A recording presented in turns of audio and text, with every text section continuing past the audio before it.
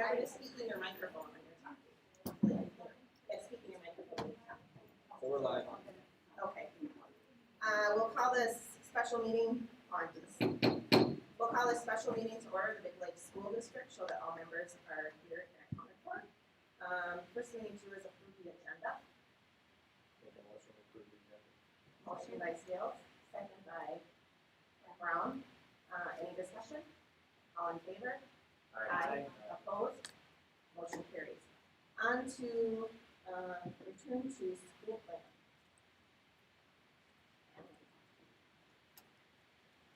All right, well, good evening, everybody. So we are going to present our return to school plan, which is our roadmap of how students are going to be coming back into our buildings this upcoming school year.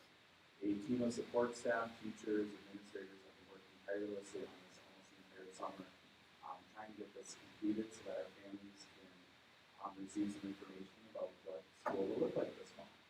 I had a high school teacher who always used to tell me that no piece of writing is ever finished. It's just, and so I want to keep that in mind here as we go through the return to school plan, is that there will be updates, there will be changes between now and the start of the school year, and we will continue to update our community as we move closer to the start of the school year. So with that, let's get started.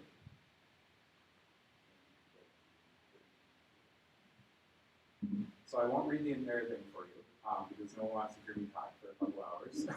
So what I will do is go through a couple of the highlights with you. So we're going to start out with parent and community feedback. The most important thing with this plan is we want to hear from our community. We want you to know that your input is valued. We are relaunching our parent survey that we had last year during distance learning, and I also want you to know that if you ever have any questions, we've created a dedicated email address, feedback@biglakeschools.org.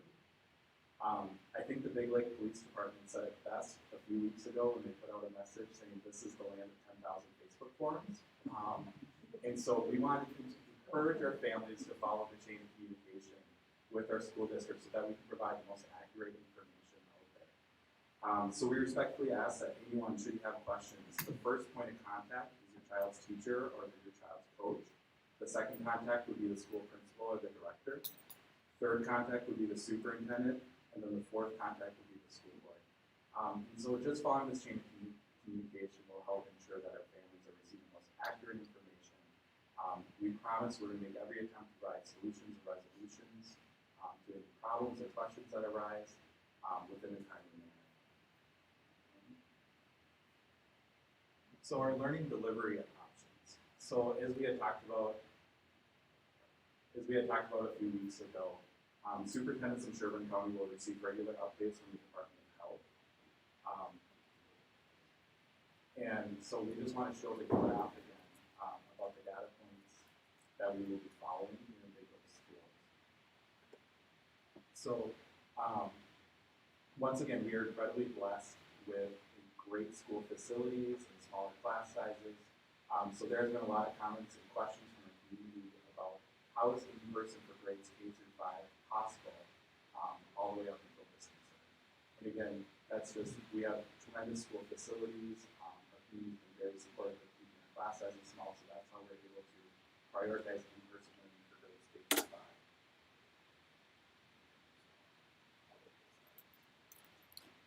So later tonight, we are going to review policy 808, which is the COVID face covering policy. And then upon resolution from the board, we'll share with families an updated policy regarding our face covering. For now, this packet has information in it, complying with Governor Walz's Executive Order 20-81, which took effect on July 25th, and all students in grades kindergarten to grade 12 must comply with the face covering guidelines.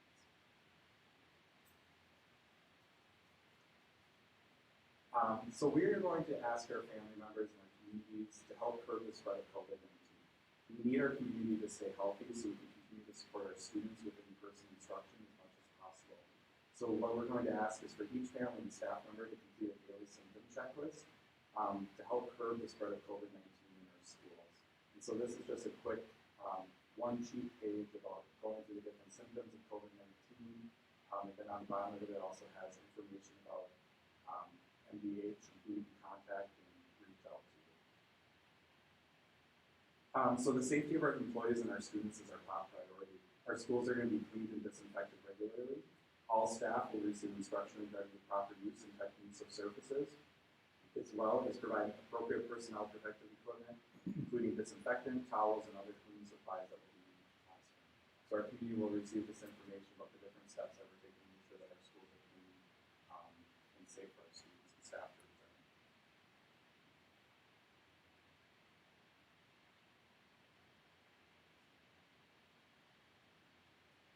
So later this, building level protocols. So we put together building level protocols in one spot for all of our families to kind of give a glimpse as to how things may look different during the school day as we return.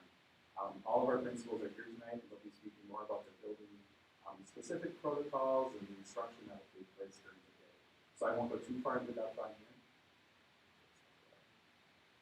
Heidi Nisler, our Director of Special Education, and Dr. David Bernard will provide an update on special education services later this evening as well, so you'll learn a lot more about what steps we're taking to help our special education students.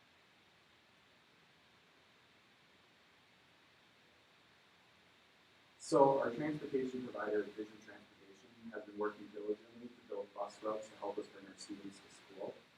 So one of the rumors that we want to address is that bus routes are being separated by buildings. We are not going to have kindergartners on the buses with high schoolers. So Liberty will have their own buses, and Hines will have their buses, and middle school and high school will have their buses. This is possible by the number of students who have enrolled in Biglake Online, and it also wouldn't be possible without the generous support of our community in helping with transportation and community driving their students to school each day. This has really helped us lower our bus sizes. We'll continue to partner with Chartwell's Food Service to provide high-quality, nutritious meals to our students. Last spring during distance learning, the federal government allowed states to apply for a federal waiver to provide free school meals to all students. Unfortunately, for this school year, the federal government is not allowing this waiver, so families will be responsible for payments of meals again unless an application for meal benefits has been completed and approved. We want to continue to encourage our families to fill out a free reduced meal application sooner rather than later. If their financial status has changed.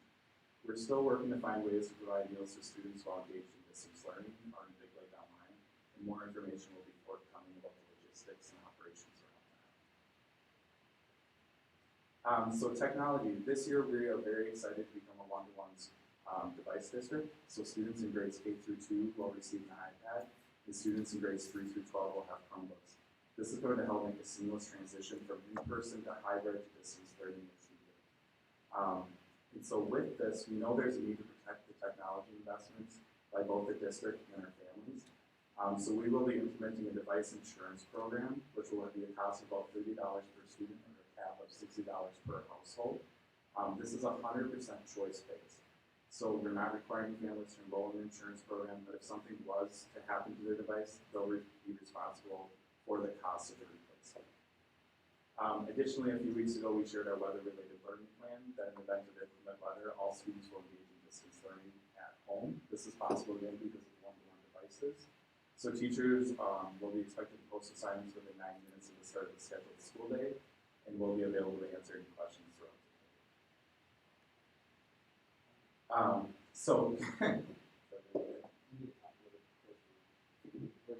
We're just getting some notifications that we can hear very well. Switching my notes.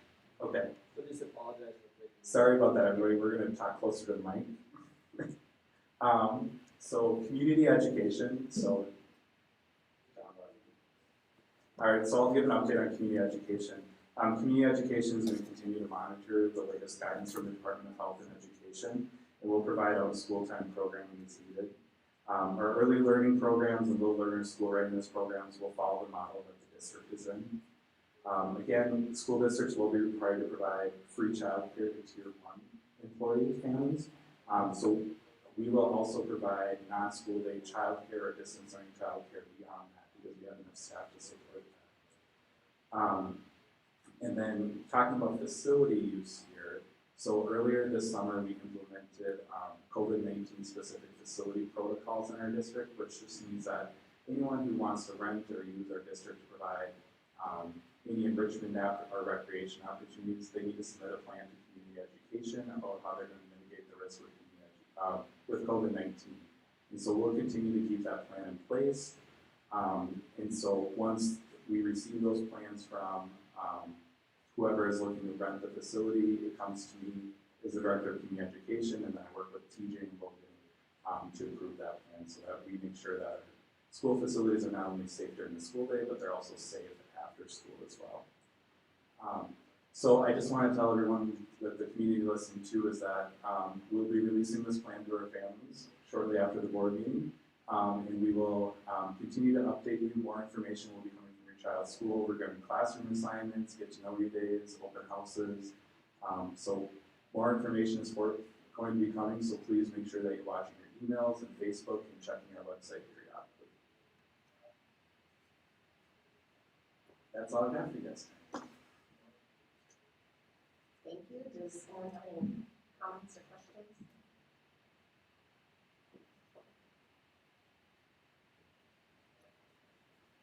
And this will be posted online too for they don't have any this one. Okay, we'll move on to school updates.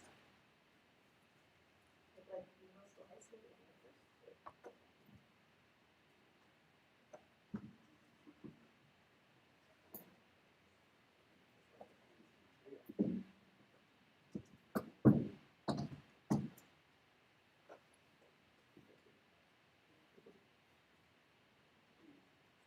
Yeah, singing background.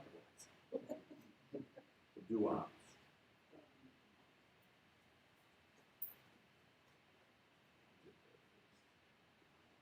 Good evening.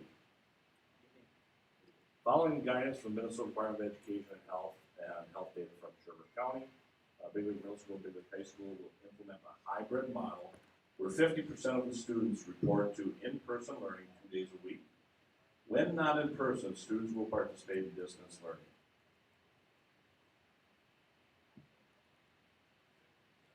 One of the things that we learned last school year when we were in distance learning is the need to change some of the ways in which we promoted engagement and rigor for our students. And so this particular quote that you see here is about really two foundational things that we're looking at promoting for our students, and that's the development of self-advocacy and the development of student agency. So what we're really looking at are what are the skills that students are going to need to be successful as they move from their journey from elementary school into middle school and then from middle school into high school. So some of the things that we know that are going to be needed in the first couple of weeks of school will be some very specific skill development to help students know how to better self-manage and to be independent and effective learners. And a little bit later on, you're going to see some more information about what we're asking both students and parents to do in relation to creating learning environments at home that are conducive to at-home learning. Next slide. The expectations for students. Students will be required to follow their daily schedule every day. Procedures and protocols for online engagement, completion of daily work, and attendance will be reviewed with students in grades 6 through 12 and shared with families the week of September 8th.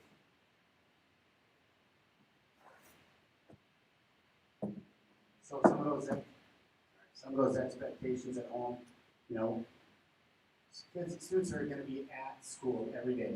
So whether you're there or not, you know, they're engaged in their learning. They are going to be asked to access the expectations posted on notice every day and submit those assigned tasks. That's a daily occurrence. We want them to be present and engaged in their learning and working on those skills that David talked about a little bit before, you know, needing to develop those self-advocacy when they need help, to reach out and to seek that feedback, and also agency. They're the agents of their own learning, keeping them in charge of what they are, where they need to go.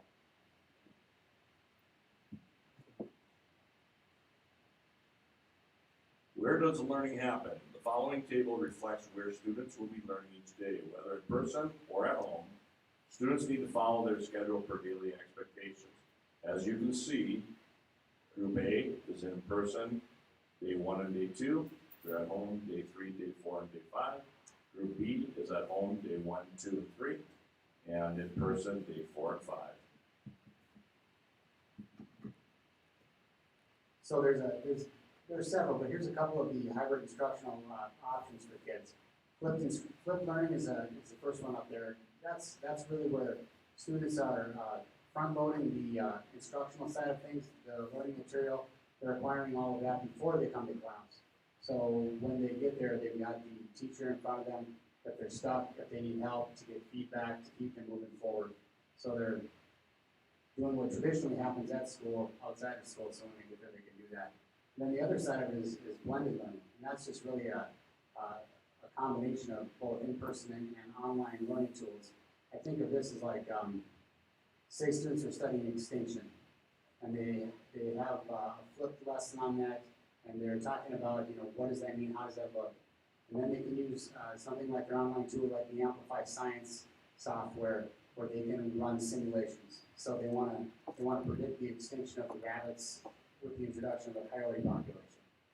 So and they can change the numbers on that online tool and find out where that tipping point is, and they can be in charge of that table graph process and write a report on it. So that's kind of how that mixes the flip and the blended process together. So those are the tools that kids have at their fingertips now with what we have available to them.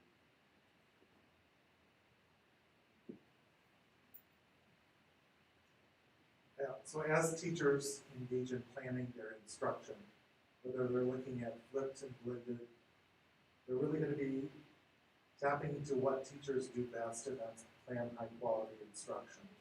The difference is they're going to be saying, if I'm planning this particular lesson, what are my students at school doing? And what are my students at home doing?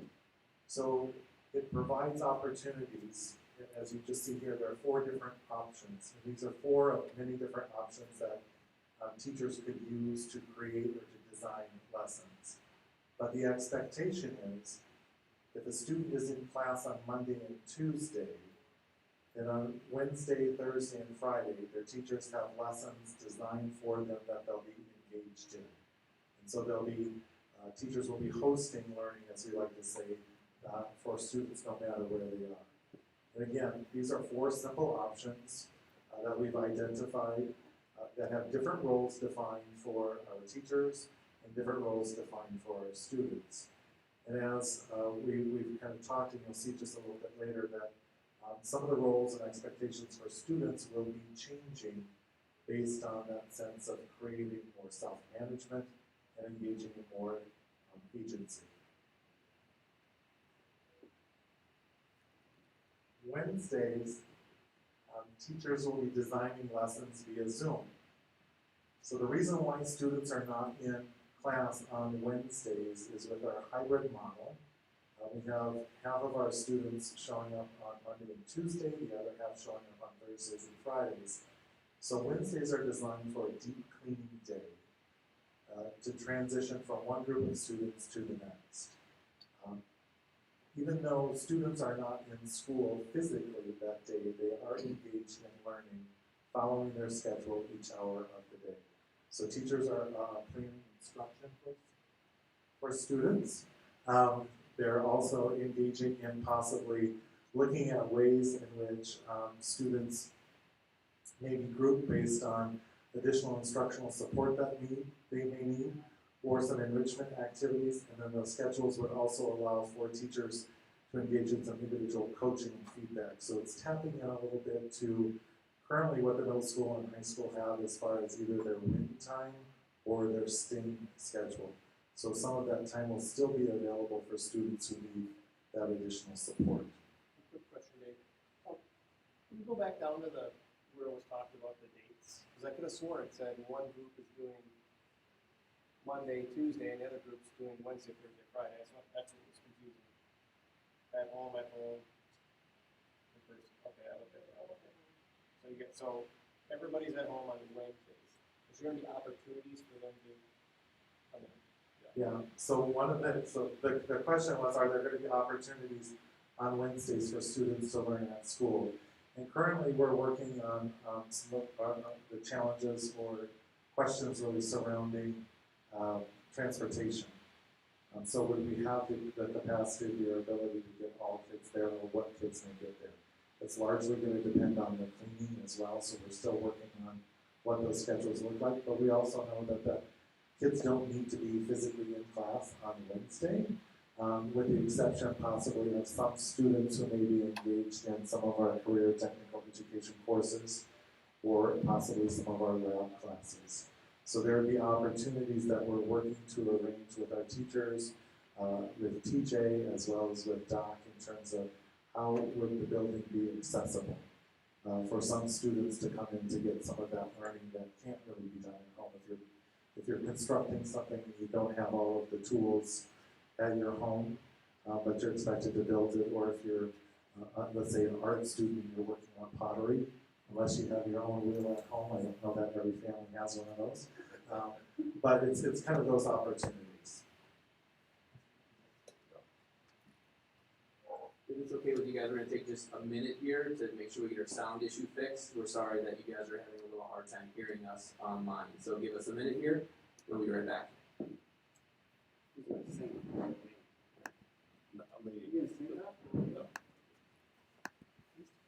Okay, so let's mute this. You're up. Media? So Alan, on the school plan. They're still gonna be able to hear. Wait, yeah, go ahead. We talk? Yeah. Just chatting. Yep. So school board's a fourth level. That's great to hear because I'm gonna tell that to my kids. So I'm sorry. I'm level 4. You have 3 more levels to go before you talk to me about this. Follow the chain of command. That's right. That's good.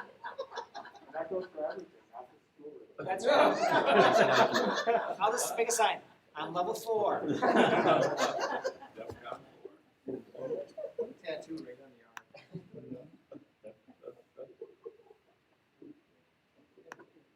I think mom is level 5 though. That's the end. It goes no further than that. Here's what we'll do. You gonna blink the lights now when you come back on? No, 1 second.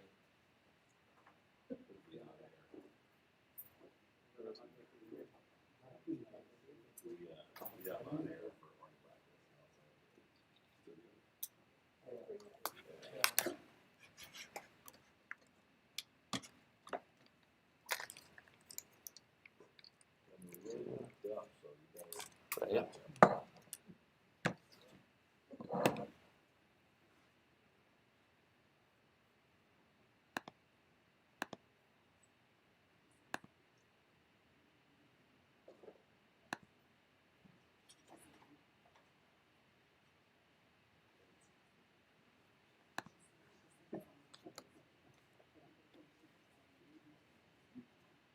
It could be that YouTube is having a hard time with the number of streamers that we have.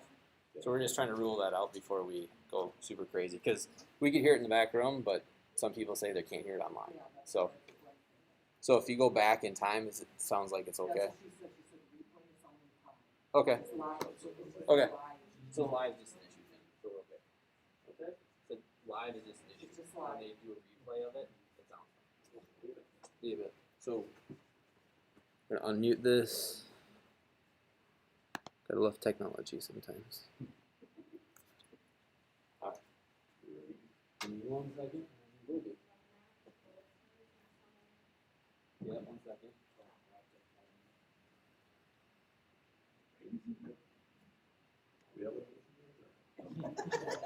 Alright, so we've been hearing from the public that we're having some initial sound issues when you're listening to it live, but we have been getting feedback that if you go back a little bit and replay it, then the sound is fine. So you may want to jump back a few minutes because it's probably buffering on the streaming platform.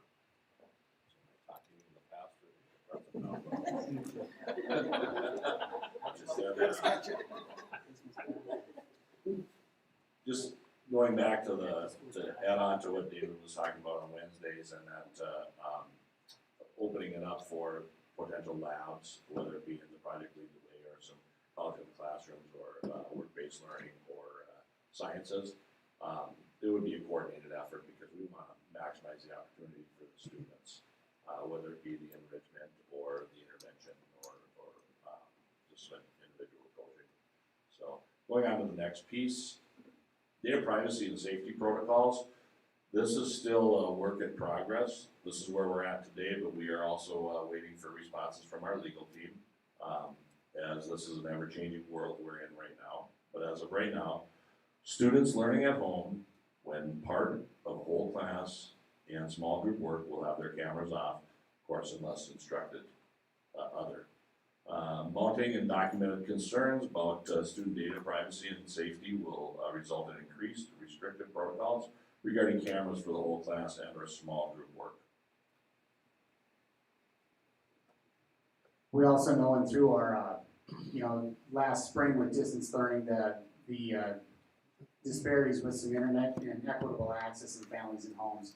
I think here in Biglake, having talked with several other area principals and they having their conversations that did not do a one-to-one device last spring, how they're struggling now with some of their families that don't have internet, and what are they going to do? We were fortunate last spring to really work hard, and John and his team, to make sure all kids at least had internet. Now, to what's quality, that's not across the board the same right now. So those are some of those concerns that we will have.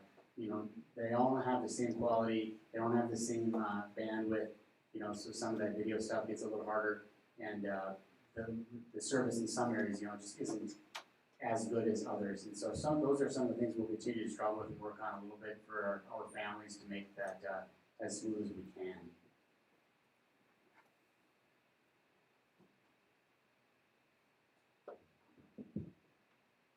So one of the things that we are going to be working and communicating with both families and students is to make sure that they are setting up a learning environment at home. And so, much like there are home offices, we're looking for some really manageable classroom learning space or individual space where students would be more actively engaged in monitoring and managing their own learning. So one of the things that we're going to be looking at is asking that parents really have conversations with their students about getting up and getting ready for school every morning. So if you're learning from home, it still means you got to get out of bed, get your teeth brushed, get some clothes on, get in a space where you're going to be productive.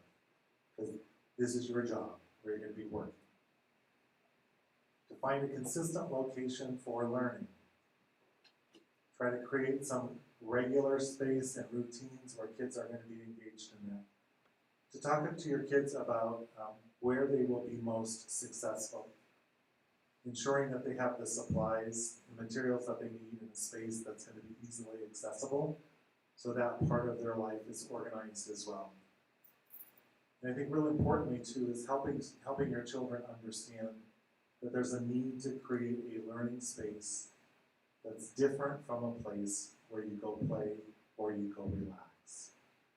So you kind of keep those spaces separate. I know when I'm in school, here's where I'm learning. Here's where I'm expected to perform. This is my job for the day. And there are times during the day where you can go to that place where you can relax a little bit. What we're really trying to say to kids is get up, get ready, be engaged throughout the course of the day in a productive learning environment. Continuing on with that thought of being engaged in your learning, we're going to talk about creating a schedule and addressing barriers. Work with your child or children to follow their daily schedule for when they will be engaged in the at-home learning. Collaboratively define what great study and learning habits and skills look like. Have a conversation about what your child's successes and barriers.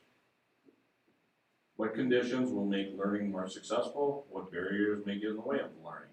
What supports will your children need to confront barriers and reframe their thinking? And also importantly, reach out to us. We're here for you to help you in any way regarding any of these topics. So as always, we'll be updating our families through IC from school, blasting out what we need to. Alan's good about getting it.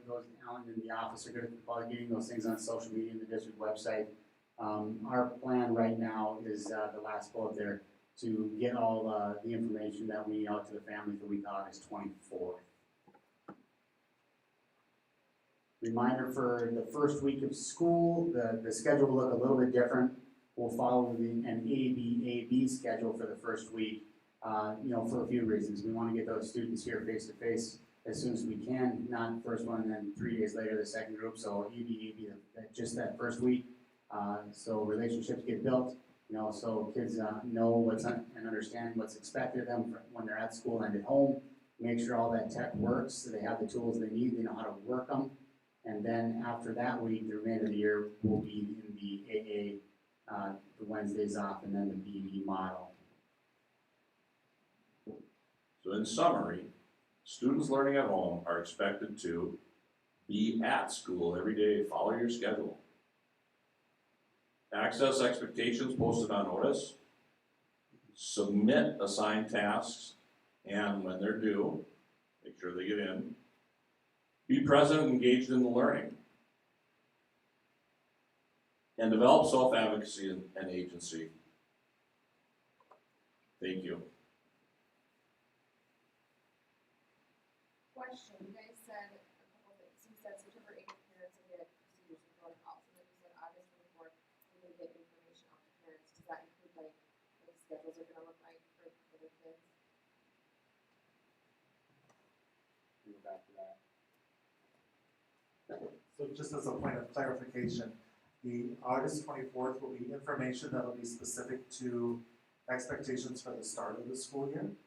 And then September 8th is really going to be kind of a process where students and families will learn more about what does at-home learning require and what does in-person learning look like. So there'll be expectations in terms of helping students understand those strategies. So as Doc was talking about reaching out to the schools, our counselors and our social workers are going to be providing social emotional learning lessons to our students on a weekly basis. Some of those are really very much geared toward those self-management, self-advocacy type skills that are going to be really important for students. So the distinction is kind of the logistics of starting school. That first week will show up information for students and families on the week of August 24th. And then like the specific daily expectations of in-person or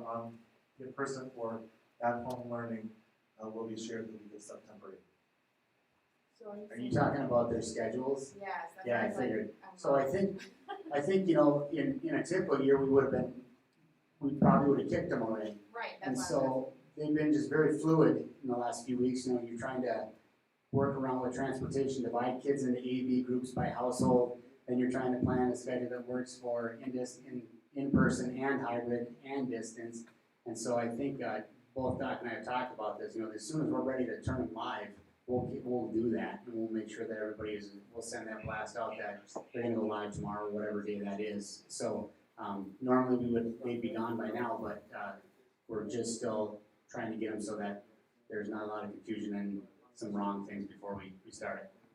Okay, so we don't really have like a date right now that we're looking at. That's still to be determined. Mark and I haven't really discussed that, but I can tell you that, of course, in the past, we've had days, been around here a while, we've had years where we've put them on Labor Day or right after Labor Day or even open house, just because of some things that come up.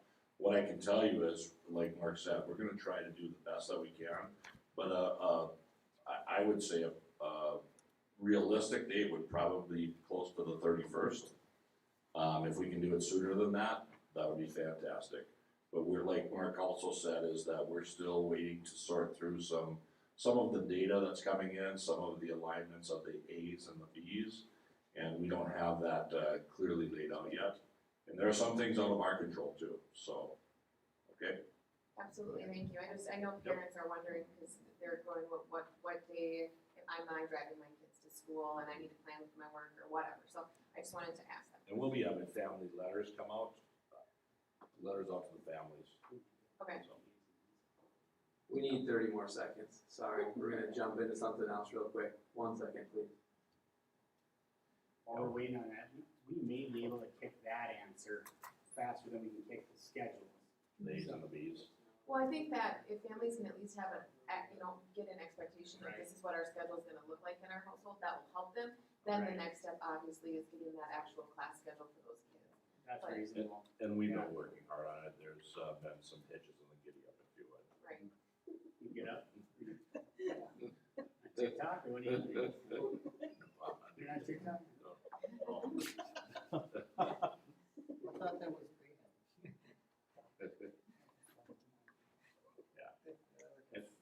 Yeah, there's some things in there that we have not been able to control. Totally out of our You know, control. Vision has to do their part, and with kids coming and going and gonna be online and trying to make sure that they're gonna have a system where we don't have to change that midstream as well because of capacities on buses, and so that's just, you know, a little bit stickier to try to get that balance one time, so we don't have to keep doing that. I would say. Yeah, just as we think we have it. Yeah. No, yeah. No, I mean, I think it's important though that parents are hearing that and understanding. Accurate. Yeah. And not just get information out. Absolutely, and I think people will appreciate that. They would hate for it to change, get something and then have it change. Yep. You know, and there's a lot to it. You've got a household of 4 kids, and 2 of them they're all A schedule, but 2 of them are first graders and 2 of them are 8th graders or whatever they are. And then, you're trying to balance out not only A's and B's, but also Yeah, that's what I was they could. You're a twin, aren't you?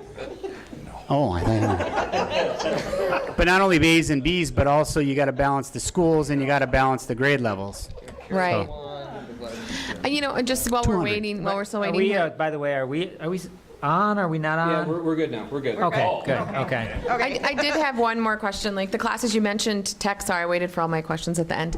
The technology classes and stuff like that, what about cooking and those kind of classes? Are they still gonna be allowed to do that? Have you heard anything from the health department, or will that be? So far, the word is we can do it. Okay. The labs, though, the number of students that we can have in there is extremely reduced. Right. So we're navigating that as well. But that's another good thing for Wednesdays. Yeah. So. Stuff we can do And at home. especially if we have some, because sometimes there are some kids that aren't as thrilled in their cooking, and they may need some one-on-one time. So. Right. Parking lot cookies. Yeah. So going back to what we just heard, and just to clarify, just so I think I know the answer to this, but just to clarify. So if I have math every day at 9 o'clock, I'm going to have math every day at 9 o'clock, whether I'm sitting in school in front of the math teacher or whether I'm at home in front of my computer. I'm going to be part of math at 9 o'clock every single day. You will follow your schedule, exactly. Follow your Yep. schedule. And if I'm not there, whether I'm in person or we're at home, I'm absent. Absolutely. Okay. So it's a little different than last year. It's a lot different. It's a lot more strict.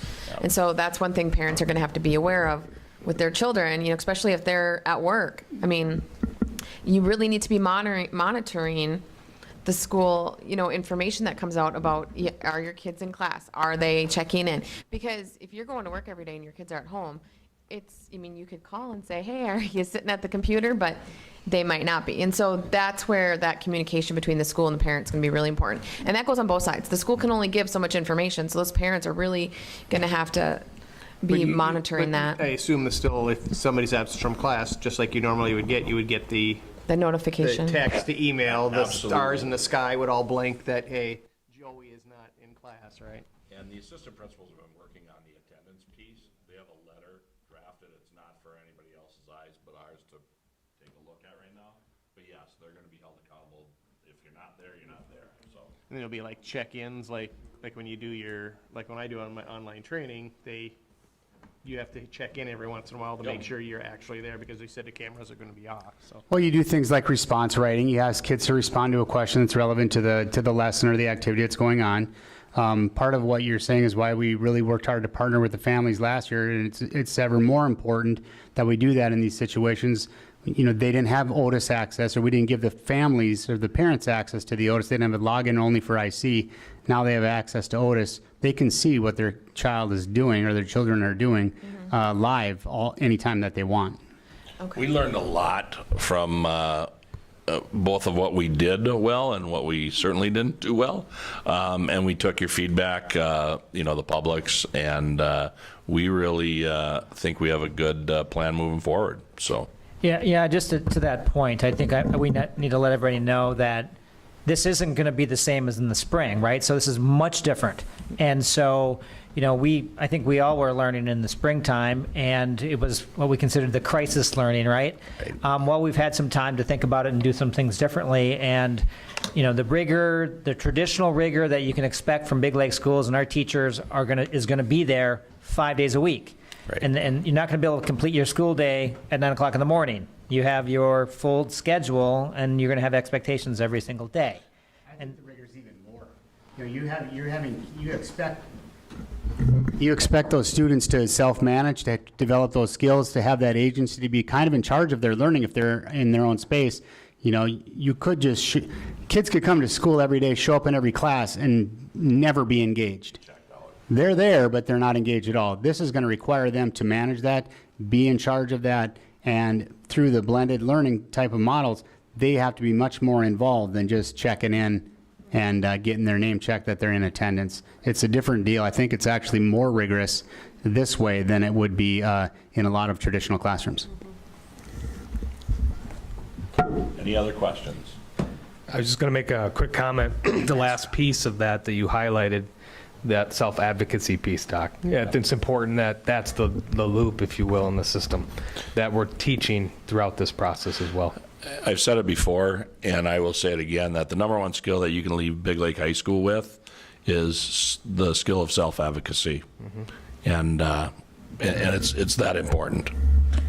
And so just also on the point of the schedule and what we're doing for hybrid, it allows us, it sounds like, to really transition back to in-person as soon as we can, because I still have math every day at 9 o'clock. And if it's now in person, we all show up at 9 o'clock to the math class. So rather than having a different type of program, whether it's in person or hybrid. And it's even possible if we reverse the other way and we end up going distance learning completely, there's the way to keep it a schedule as well. So You're building a better capacity for that if it goes the other way too. Yeah, And- so and- it's like training for best case Right. scenario and worst case scenario. Yep. Yep. So, But we don't have to redo the curriculum every time we switch. It's already there, it's already done. right. It's just physical proximity. The other thing is, we're going to meet on a regular basis as a team, and we're still going to, there's things we don't know yet, and we'll continue to monitor and adjust and improve, so. That's true. Well, and I do have, so, okay, you guys talked about inequities with like internet and stuff like that, just myself living in the township area. I know occasionally we struggled with that. I was working from home on my computer. I was on a Zoom meeting, and then one of my other kids was on a Zoom meeting, and my other kid's trying to get in to do homework. So when you get multiple people on a computer in a house, even in a neighborhood, people start to struggle with that. So is there going to be like a phone number or an email that parents can reach out to if they are, or would they let the attendance line know? How would you handle that if, like, say your kid can't get into a class because we have 4 kids on the internet trying to run a classroom? Or even if their internet went down. Yeah, I mean, how are we going to handle that? Do we have anything set up for that yet? Driving out there. Right? Yeah, we have driven out there before. Drove out there, right? Yeah. So to answer part of that question, if people are having issues with their internet at home, we'd like you to call the office. The office will work with the technology department to figure out the best way forward for you. If you do have some sort of internet and it's maybe spotty at times, just try to email, if you could, takeout@biglakeschools.org, which is our tech support email address for the public, if that makes sense. But should they also let the school know so their kid is not marked absent? Yep. Okay. We'll eventually find out, but Amber, when you brought that up, I grew up in a small town, and it reminded me of the old party lines. If you know what that is. So I just remembered last year, it was, I was working from home. I had to have 2 computers going. We had the kids going, and I literally said, okay, we're working in shifts. Right. Because we were all struggling, we did some work on our house to make sure that it would work better, but I don't know that everybody has that option. correct me if I'm wrong, John, the county has stepped up with some things too, correct? Yeah, so As you know, CARES Act money goes to different areas, and so, we're working with the county to try to figure out the best option to help with the internet piece. So more information probably to come on that, but we have worked with internet service providers in the past to help families get internet if they don't have it. So. Okay. Yeah, and as we've seen tonight, you can have some technical difficulties, right, online, right? Right. Very true. And so, but you also mentioned, David, when we talked before around a learning partner. So if you have a learning partner that's in person and you happen to be the one at home and there's a disruption, you miss something. Could you explain how maybe that would help?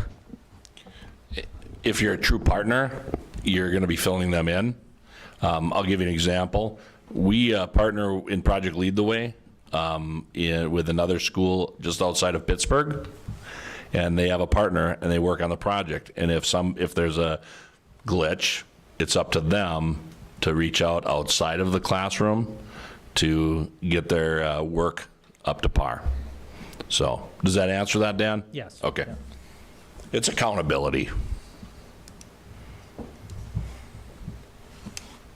Any other questions? Thank you. Thank you. Mass drop.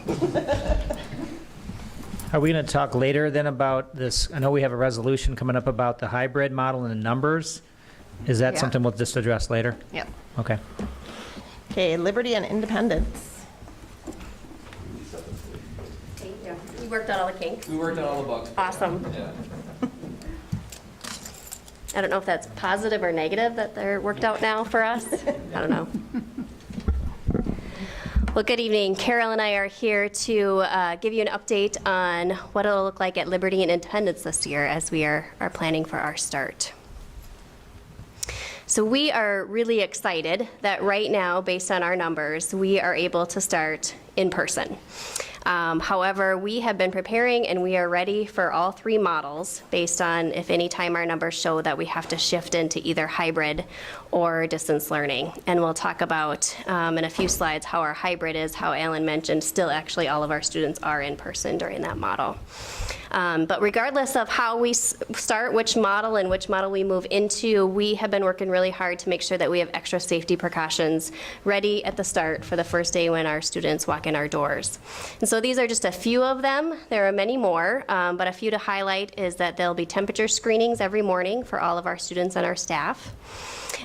We have, and I think Alan might have alluded to this already, but added more sanitizing times for classrooms, materials, and scheduled times for our students and our staff. Outside of school hours, there'll be that increased deep cleaning by our custodians. We have worked to decrease the amount of times that classes are intermixing. And so students will really remain within their classroom group for lunch and recess, as well as their specialist times. And so for an example of what this would look like, typically for recess, we have multi-classes out there at one time, and it's kind of a free-for-all. They just run and play and have a good time. We still want them to run and play and have a good time, but now there'll be zones that they're assigned to during their recess time, so they're within their own classroom still at that time, and then they'll rotate among the zones daily or weekly so that they're still able to enjoy that outside recess time. We are restricting visitors to the office only. We are working on no shared food within classrooms. We are limiting our transitions, and so an example of what that might look like is at Independence, we have a student who has one teacher for reading and social studies, and then they typically would switch into another classroom for their math and science. But now instead of 20-some students switching classrooms, we're just having our teachers swap classrooms so that we're able to limit the transition of our students moving about our building. And then we're working to increase our push-in services versus pull-out. So things such as our reading interventionists or our EL services or our gifted and talented services will follow more of a co-teaching model where someone is pushing in rather than pulling those students out. And so we understand that our students and our families have not been in our buildings since last March. And so we really want to ensure that we can start our school out well and have those strong connections that are really necessary. So one of the ways that we are doing this is typically we have 2 days of getting to know you conferences or assessment days, and this year we're extending that to 4 days. And typically it's a 30-minute slot that each teacher has with their families. Now they'll have a 50-minute slot, and then we'll have 10 minutes in between to do some sanitizing. And that extended time is to still do our assessments as we have in the past, still do our interest surveys as we have in the past, but in addition there'll be time for teachers to sit down with families and talk about the safety and health protocols, as well as talk about CESA. And I'm going to mention CESA a few times, but CESA is new to Independence, and many of the features that we're working on this year is also new to Liberty. They've kind of gotten their feet wet, and now they're moving into more full implementation. And CESA is a platform where really our teachers and our parents can communicate in an effective way. It's a way that teachers can keep parents updated as to what's happening in their classroom via just simple conversations, but also pictures. But it's also a way, just like Google Classroom, where they can send learning out. And so we're really starting our way for that. So if we move into distance learning, it's going to be our platform that we can deliver that. And so as I mentioned, we are ready for all models. And so if our numbers show that we need to move to that next level, which is typically a hybrid model, we're ready for that. But what we're super excited about, and Ellen mentioned this, is our building facilities really allow us to ensure that we're following all the criteria that a hybrid model requires. But at the elementary level, that means that we're still able to have all of our students in our building every day. The big changes that will happen is we need to make sure that we're following that reduced capacity guidelines. So when we move into that next level, we'll be adding some additional sections to our grade levels so that we're able to decrease the number of students that are in each classroom. So we're thankful to partner with a great community, and you've been reaching out to our offices.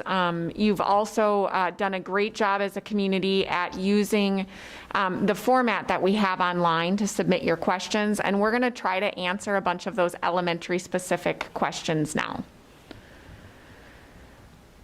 Our community is aware that we'll be following the executive order and students will be wearing masks when they're in school. So we get questions oftentimes about if children will be allowed mask breaks.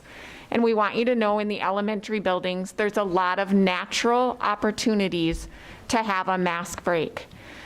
Students, when they're eating meals or having snacks, will have a break from their mask. When we're able to go outside and use good social distancing, we will also be able to take mask breaks. We are also encouraging our teachers, and they are excited about these ideas. We have, Jana mentioned it, we have amazing facilities indoors and outdoors. There's going to be lots of opportunities for teachers to gather their classrooms and head outside and do some learning in that environment. Parents also ask about masks, like, what if my kid can't keep it on? And I hear you. We work with, in our buildings, kids that learn routines. We're not going to be all over a child if they touch their mask or if they're not wearing it exactly properly.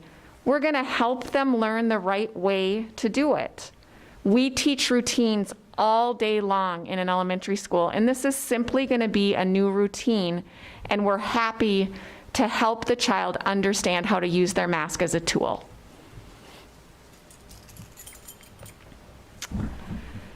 Another one we get asked a lot is, what about hugs?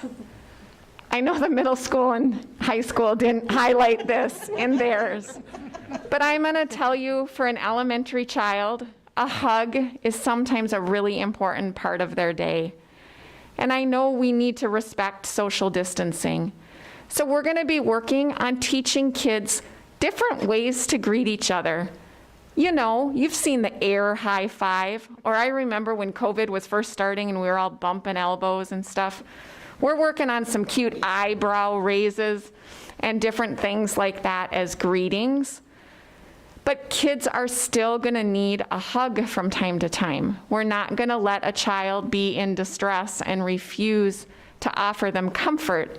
That wouldn't be an elementary school. We comfort kids when they need comfort.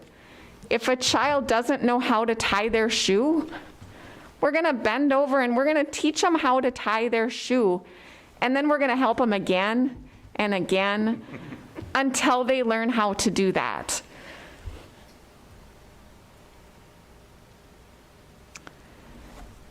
For parents familiar with the elementary system, they know our kids gain a lot of skills based on the amount of time we spend in small group instruction, as well as the things we do with hands-on manipulatives.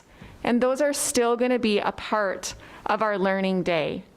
When we do small group instruction, based on CDC guidance, we're going to make sure that our time together in those smaller groups is brief. And really developmentally, it should be those brief bursts in those small group instructional times. There may be times, for example, at Liberty, we work a lot on teaching phonics. And so a teacher may need to use a face shield so a child can watch their mouth movements to learn how to use that. So we're not going to not have the group together just because viewing the mouth is more, we need to look at doing it a different way and using the shield. We will be sanitizing a lot. Alan mentioned it, Jonna mentioned it. We're going to keep talking about how much we're cleaning. We're going to look at when students can have individual materials versus shared materials. And we're going to learn a lot about how to quarantine the manipulatives and take them out a few days later when we can use them again. All of these things will continue to support strong differentiation in the elementary classroom. The other things parents ask a lot is, but my kid is social, and I want my kid to be able to talk with and interact with and see other kids. And I want you to know we are still encouraging that. We have, through conscious discipline and responsive classroom, really worked hard for years on building a strong sense of a school family and a classroom family. As Jonna mentioned, we're going to be cohorting more, so we're going to be with our individual classroom more than we have been in prior years. So it's going to be really working on our social emotional learning to build a strong connection to that classroom family. At Liberty specifically, we know some of our parents and kids are just starting to build those connections. And socializing outside of the school is important also. So we'll have an opt-in classroom family book to help continue to build those social relationships. So as I mentioned, we're ready for all three models. So if our numbers show at some point we need to move into distance learning, we're going to start preparing our students and our families now so that that transition can go really smooth. So one of the things I already mentioned is our use of Seesaw. So Seesaw will be a great tool to use if we have to move into distance learning, because one of the feedback that we received from last spring is that our website and our platform and our way that our lessons were put out was sometimes confusing, and it wasn't necessarily user-friendly. And so being able to have Seesaw as a tool, being able to start out using it from day one, will just make that way of delivering our lessons seamless. I think Alan was the one, or John mentioned that we are really excited to be moving one-to-one for Chromebooks for Independence and iPads for Liberty. And again, that will just allow that transition to be very smooth. And when we are in person, we'll be able to have a great tool, especially I think of Independence being a STEM school, how fortunate we are to be moving in this direction. And I'm just really excited about that. We learned a lot about how important the one-on-one connections are and the small group instructions are in Zoom. In the spring, we kind of did more of a virtual office hours. If you're having questions, feel free to hop on and ask a question. And we found out that our students that really needed to be asking the questions were not the ones opting on to ask those questions. So rather than having that format, we're going to move to we are having regular scheduled times where teachers are able to have that one-on-one connection. In addition to Seesaw and our one-to-one Chromebooks, there's other tools that we'll be using, such as IXL, that really lend themselves well to distance learning, but students will be able to practice them while we're in person. So if we have to move there, we have this to be able to utilize. And then one thing we learned last spring is having everything every day was either too much for some students or some things just got lost. So some students might do math and reading and they kind of forgot about their specialists. So our ILTs really brainstormed that we think it would be much more effective to have 4 days a week designated to those core areas, math, reading, social studies, and science, where they can focus those times, and then have 1 day a week where they get their specialists. So that would be their music, phy-ed. And then that gives the core teachers times to really have that intervention time and enrichment time if they need that as well. So summary, as I mentioned, we're ready for all 3 models. We are really excited to be starting in person. In any model we're in, our priority is always the safety of our staff and our students. And we know that we have to focus on that strong connection and growth right away because of the fact that it's been so long since our students and our families have been in our buildings. And we are just really looking forward to a great year. It'll be an interesting year, but it'll be a great year. What questions do you guys have for us? I guess we have a number of our families are deciding to go online, and we have that great option for those that want to choose that.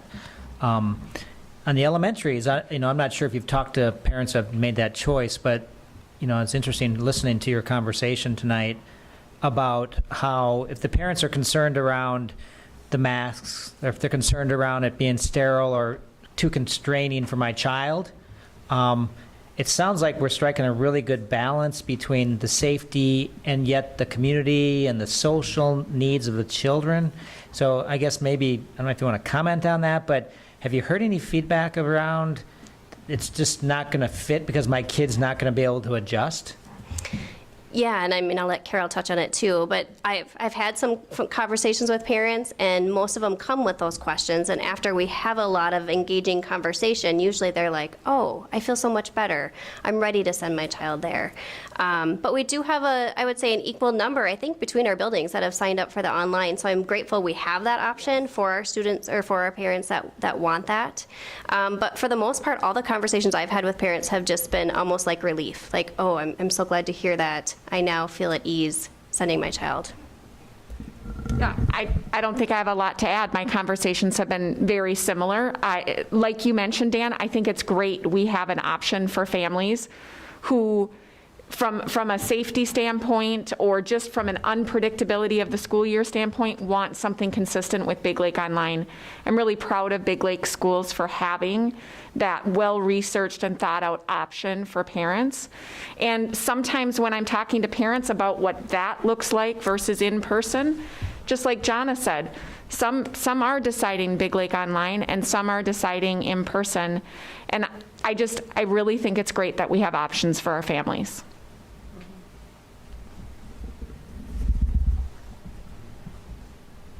Any other questions? Thank you. Thank you. Tanya, sorry, I want to go back to David. I have a question for him. So just a thought, okay, so we had, I wanted to let them go, sorry. David's up next anyway. Yeah, I see him preparing, so it's perfect timing. No, I had a question. So we talked about the AB schedule, right? And so those kids there, we talked about them checking in. So say they have, a 9 o'clock math class, right? And on their days when they're home, they're still going to check into that 9 o'clock math class. Can you clarify? I mean, they're not checking in with that same homeroom teacher, correct? Because that teacher is going to be busy teaching the other group. Is that correct? So if you were to take, for instance, one of the options that we shared was the 50-50 option. And what that just really simply means is that the teacher would be working with direct instruction or other learning activities with the half of the students who are in class or in person at that time. And then there would be small group activities, individual work that students would be engaged in person, while the teacher then shifts to working with that second group online. Okay. So think about it like two mini lessons or a mini lesson that is delivered to the in-person students and the at-home learners as well. Okay, so they will be checking in with their teachers. And it's going to depend on the specific option for how much time, because some days it could be the whole class period, and other times it might be, a section of that time. Okay, I just wanted to clarify. I think that's changed even since our last meeting, actually. So, okay, thank you. Mm-hmm. Good evening again. So we're going to talk, I'm here with Heidi Nisler, and we are going to talk about coordinated support services for our families in Biglake schools. And much like Carol was sharing and Jana was sharing in terms of just the great options that we have for our families, we've been very strategic over the last few years to really look at targeted ways of identifying critical supports for either students who need additional instructional support, specialized instructional support, or enrichment opportunities. So this set of slides is just to kind of help our community understand the work that our district and with the support of our community and the support of our board that we've been able to do to really provide really some key services. So our first one that we're going to talk about is Title I. So Title I is a program that is currently available at Liberty. And the way that we have worked in the last couple of years has been to move our Title I support where there's more intensive and targeted instructional supports for students who need assistance with reading. We've moved that to Liberty with the belief that as we target that instruction for our littlest and emerging readers, they'll grow into stronger readers by the time they get to independence. This past year, Carol and I worked along with her instructional leadership team on converting Liberty into a school-wide Title I program. So now that gives us more flexibility with how we're able to use the staff at Liberty to support literacy instruction. And so that's going to mean that more students are going to get additional support. There's going to be collaboration among teachers who are providing that support as well. And finally, for our Liberty students who are going to be enrolled in Biglake Online, students who are going to be eligible to receive Title I services will receive Title I services. So we will have, outside of a Biglake teacher who is supporting our elementary teachers, for students who need that kind of literacy support, a Biglake teacher from Liberty who specializes in literacy support will be providing those services for our Biglake Online students. Last year was the first year that Biglake had received additional funding for ADSIS, and it's a long title, but it's Alternative Delivery of Specialized Individual Services. The funding was able to provide additional supports, again, for intervention to ensure that students who need either behavioral supports or literacy supports were receiving those. And so we have ADSIS in 3 of our 4 buildings. So at Liberty, students are receiving behavioral and literacy supports, and then literacy supports are provided at Independence and Biglake Middle School. We will also be able to provide, again, for students who are at either Independence or at the middle school.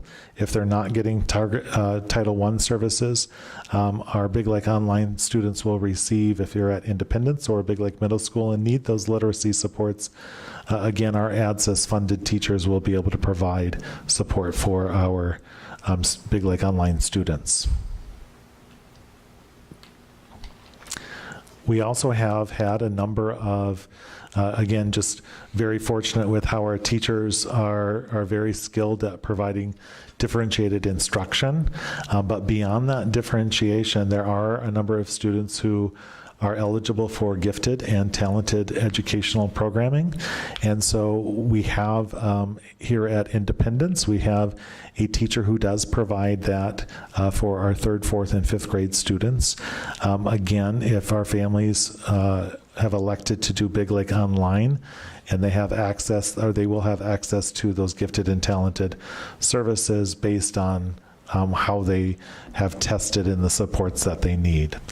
So we're, again, fortunate to be able to have that kind of enrichment offered for our families as well. Our English learner programs, we are seeing an increased number of English language learners joining Biglake schools. So we will have, again, we have 2 English language teachers.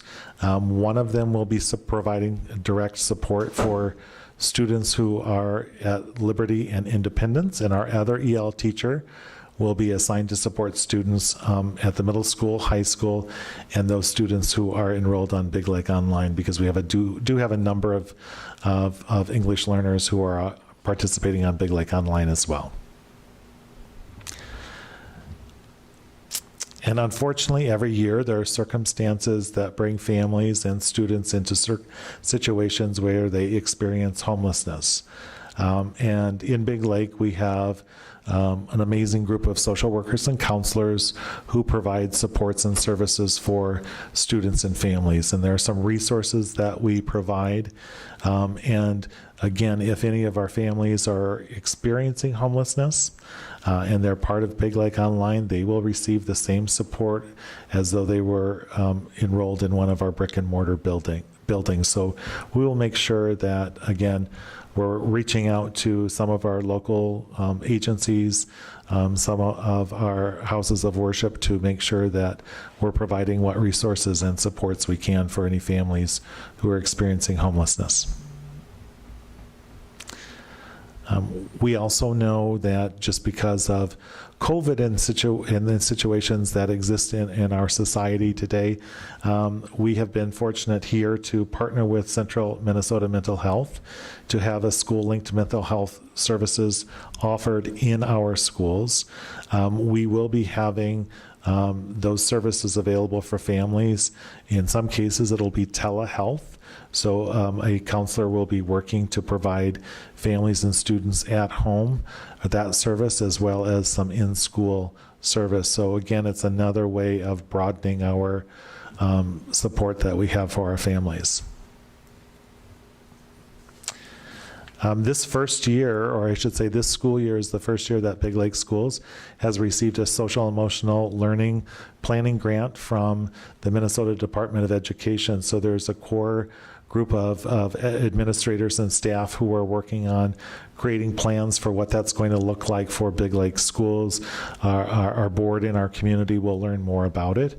But as I referenced earlier in the evening, our counselors and our social workers are putting together some amazing lessons and supports for teachers and for families and students throughout the course of the year. So if they're learning in person or hybrid learning, they'll be receiving those supports to ensure that they're getting, again, those additional coordinated services that Biglake Schools is able to provide.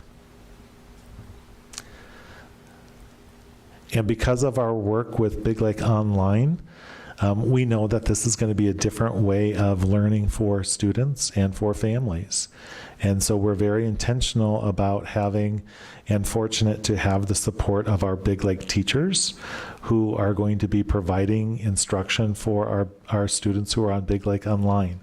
So even though some of the lessons are delivered and structured and taught by video instruction, we will have Biglake Online teachers who are meeting with kids and with families on a regular basis to provide those real high-touch kind of experiences that our families are used to from Biglake Schools. So we'll ensure that that support is there. And then we have a person who's going to be providing some K-5 coordination and some 6-12 coordination, who will serve kind of as what we're calling our academic success coaches. So they'll be working with our Biglake Online teachers, designing systems and structures to ensure that our Biglake Online students and families are ensuring that kids are as successful as they can be in that particular learning environment.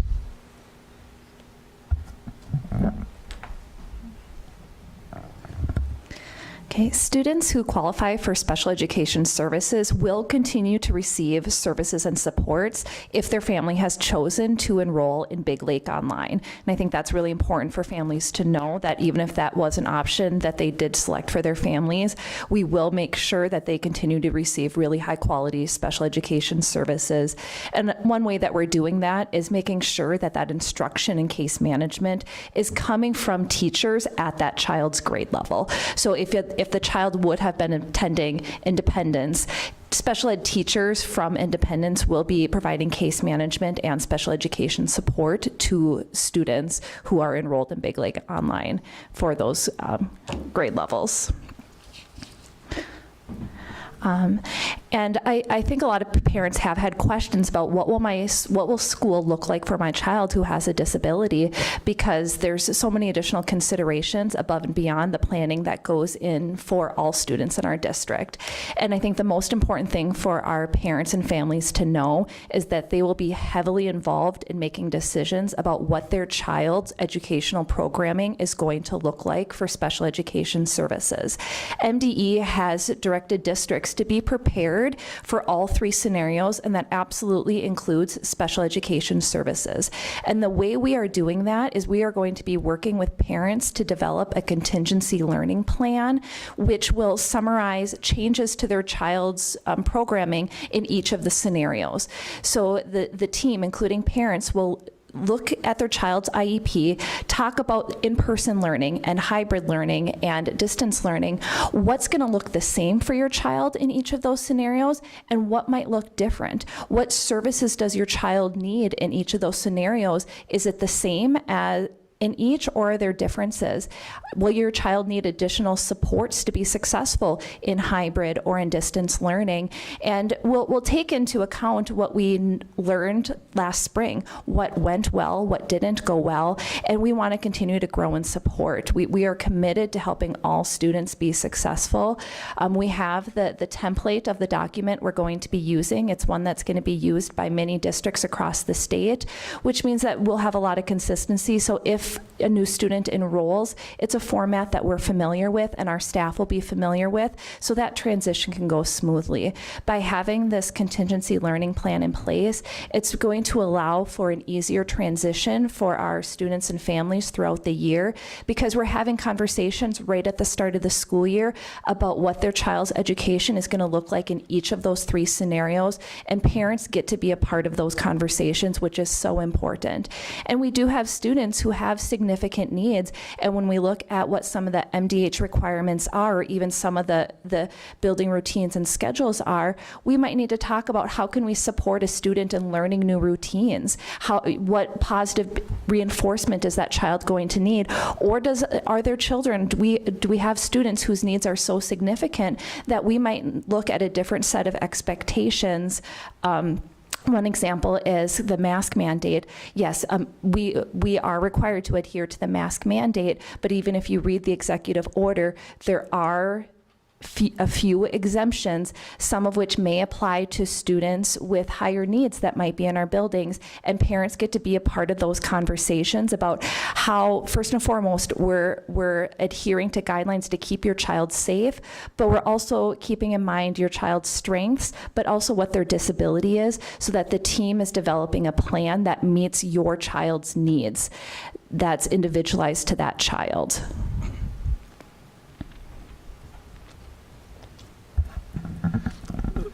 So aside from our core instructional resources, Biglake Schools has been strategic in providing and offering evidence-based learning resources to support our students who are going to be learning in person or at home or online. And so we will have teachers and case managers who will be partnering to help families access materials that are available.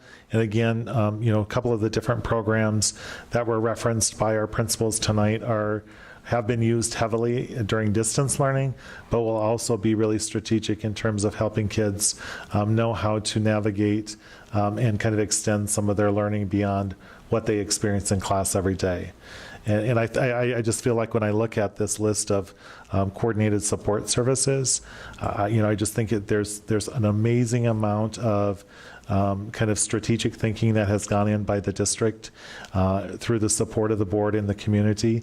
And I would say for most all of what you're looking at in terms of the scope of services, we've been able to do most all of this in a budget neutral way.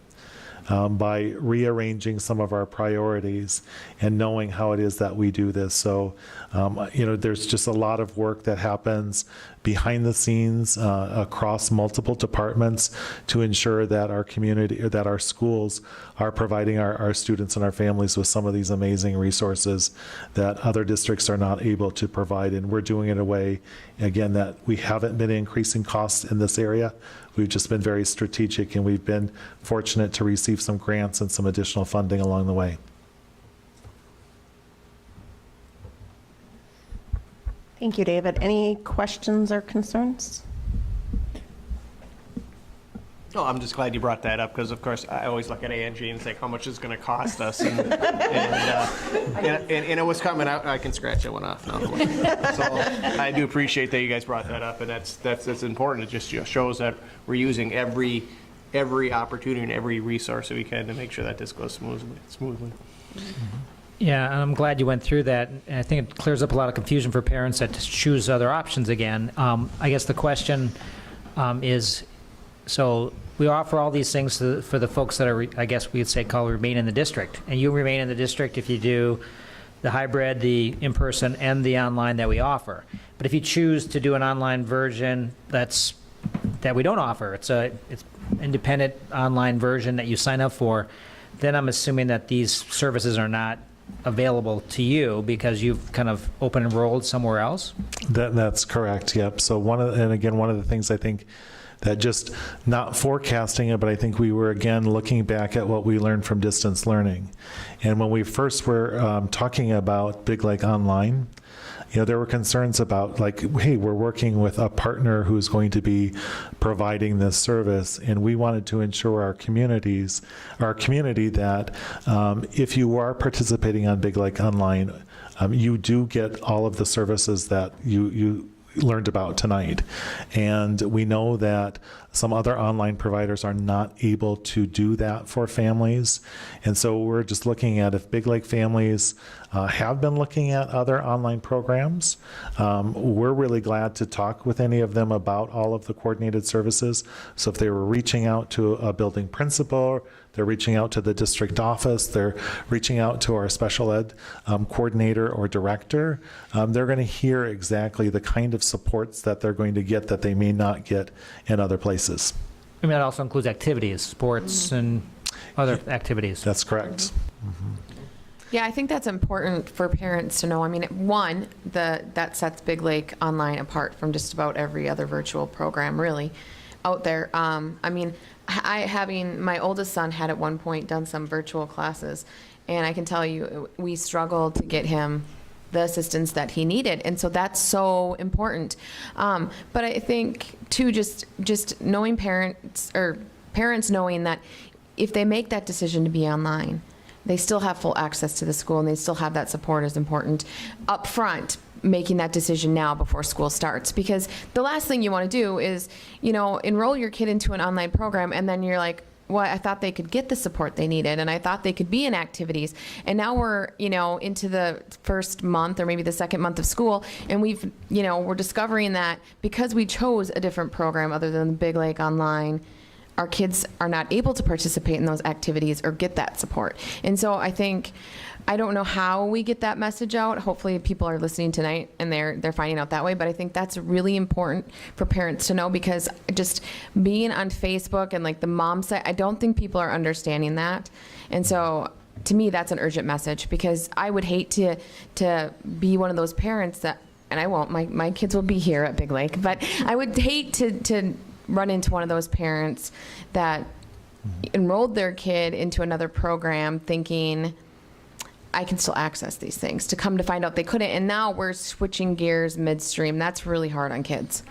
So. Yeah, and we wanted to, last night we were able to do an event, a live stream event where we were providing information for families who had signed up for Biglake Online, so we could share some of the same kind of information and respond to some of the questions that they had shared with us. And again, I think people are finding out that one of the things that we're really looking at is just the support that they'll have from Biglake teachers.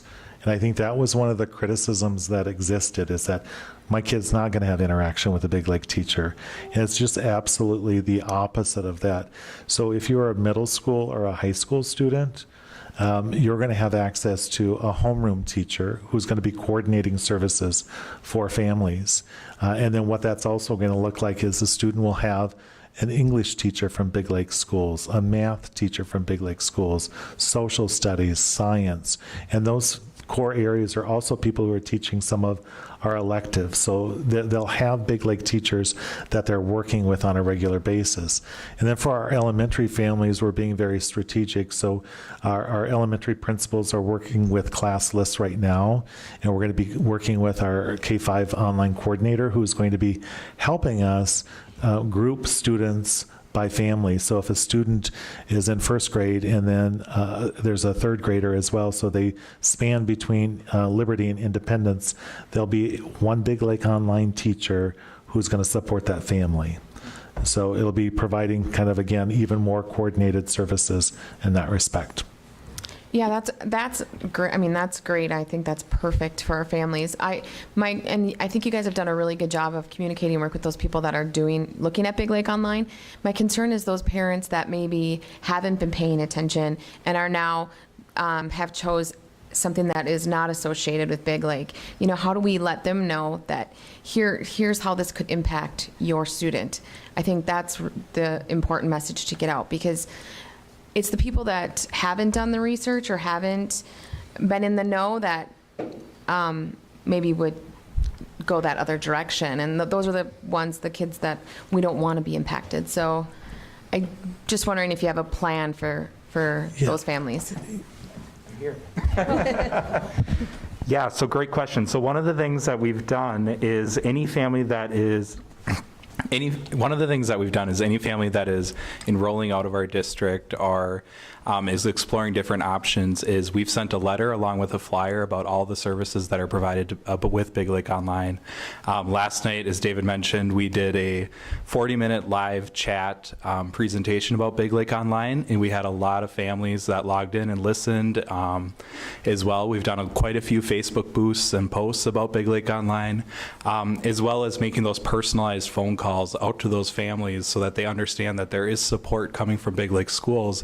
And it's not always just the teachers that are supporting the students, it's our entire support team, everyone from EAs all the way up to school counselors and principals. We're all there, we're all in this together to make sure that our students are succeeding. Perfect. That's exactly what I wanted to hear, because I think every one of our students is important to us. So it's important that we reach out. Thank you for doing that. Do you have your meeting posted somewhere online for families that did not get an opportunity to do that or are still kind of questioning their decisions? We will post it. We are making sure that we have closed caption available for deaf and hard of hearing. So. Okay, thank you. Any other questions, concerns? Is there an end date to signing up, or are we just holding it open, or? So, no, that's a great question, and I appreciate you bringing it up. So we knew that tonight was going to be a critical night for families in Biglake because they were waiting to hear what school is going to be like for their students the start of the school year. And so we anticipate that there'll be some movement in terms of some families who may say, I do want my child to be back in school. And so we recognize that. And then we also recognize that there are some families who've just been waiting to hear before they've made any decisions.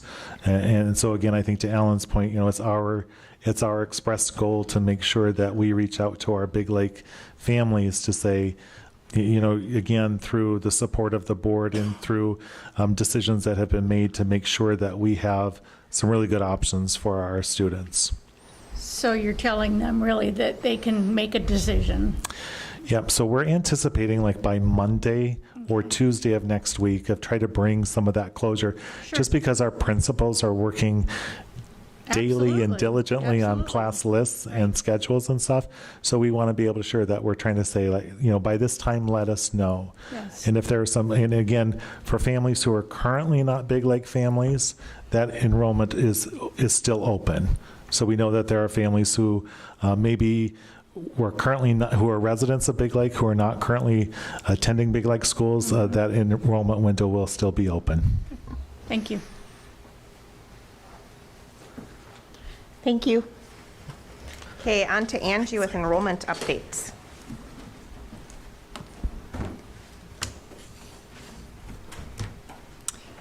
All right, I'm just going to give a brief update. I don't have a PowerPoint or anything, but just wanted to let the board know how many we do have enrolled in Biglake online, and so as of this afternoon, 421 students.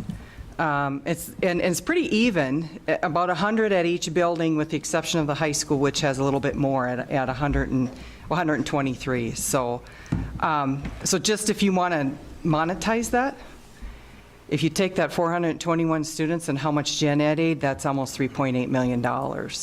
So, and then of the 421, I counted 17, is that right? Yeah. I counted 17 that have not been here before. So, so those are new, and so effectively, as we've been talking all along, it effectively is paid for the cost of Edgenuity. So that's good news. Enrollment overall, right now, is not good news, unfortunately, but it's early. It's early. So, in looking at the data this afternoon, we're about 60 kids off our budget, mainly in elementary, and you know, I don't know that we know. You know, it's mainly in kindergarten and first grade. My speculation is that maybe some kindergarten families are waiting. They might be waiting for tonight. Middle school has lost some from last spring. Actually, in high school is up slightly. So what I've been seeing, and I know, and actually I'm looking at Kim, but I think we've had some families that have chosen to homeschool. And I am seeing some enrollments that they are choosing other online schools. But we've been reaching out to those families and actually calling them. So, it's not good news right now, but I'm going to be optimistic. And we've got to, you know, like you said, there's going to be some movement after tonight. And so we just hope that it goes in the right direction. I think a lot of families are waiting. We're waiting for, I mean, that's what I was hearing and seeing is the parents were waiting to see what was said tonight, what the decision was made, and then they would make a decision. So, and I think, you know, if they hadn't already heard about what Biglake has to offer for the online programming, I'm hoping they heard it tonight, and that will make a change too. So we'll see. Right. And then next week, want to let the board know quickly, school districts across the state of Minnesota did get some additional federal funding called CRF funding to help with our COVID costs. And I'll give you more of an update next week in my financial report. That'll basically be the financial report. It was some really good news. We got quite a significant amount of money that will more than likely cover all of our extra costs, if not all, the majority of it.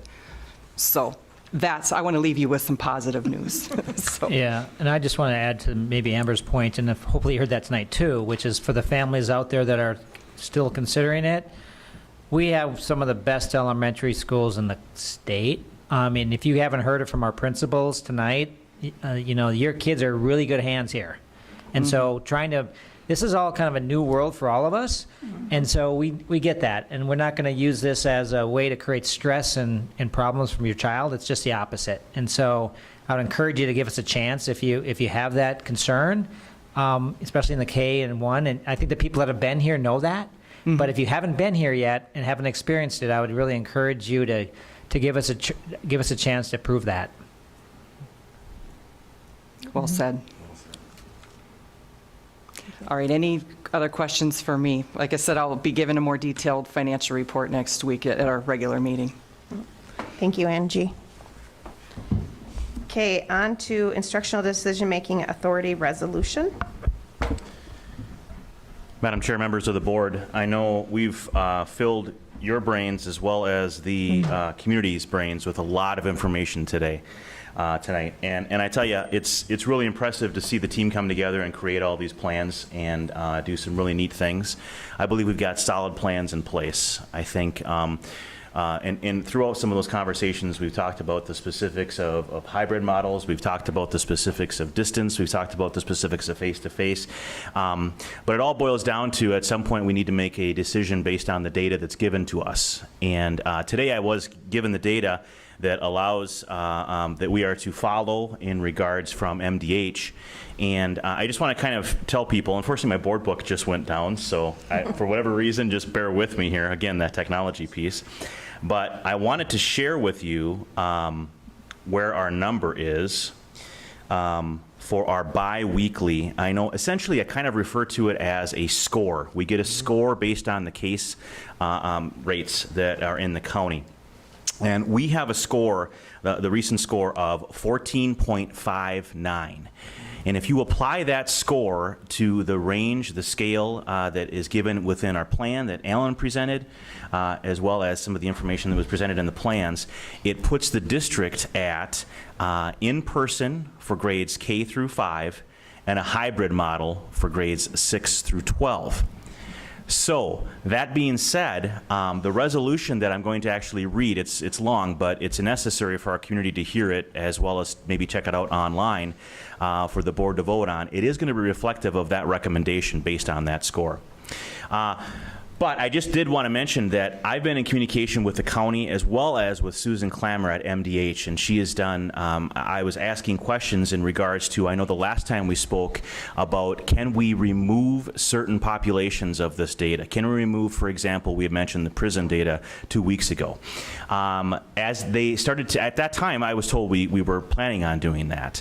And this past Monday, I was informed from county officials that that was not what was being recommended. I therefore played phone tag with MDH and spent a lot of time trying to get a hold of. Finally, I was able to get a hold of Susan Clammer, whom, by the way, is working very hard too, which is why we're playing phone tag so much. But she explained to me that it's important for us to not remove those data points because of the exposure of the workers and perhaps maybe the spouses of the worker and the children in those homes and so on and so forth. So they are saying we should utilize these overall county data, which again comes to that 14.59, which is the number that puts us into that location where we're at. So that being said, before I get into actually reading the resolution, I guess I would open the floor, if I may, Madam Chair, to maybe any discussions or questions. I was able to ask some questions. I hopefully can help with some of that.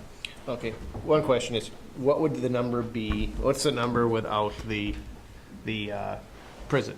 Because that's what we've talked about mostly. So what I learned today, I had a meeting with the county. The information that I received most recently was about a 9.3, 9.5, somewhere in there. Which would be in the in-person. Full in-person, model. correct. That being said, that number is a little bit fluid because some of the reporting of the cases are not always up to date, which is why there's always a delay to some of those numbers. So that's what they explained to me today. And then, I know even with our conversation before, was the numbers, when do they fall off? Or remember what we kind of talked about that is, when do they fall off? When does the spike at the prison go away, per se?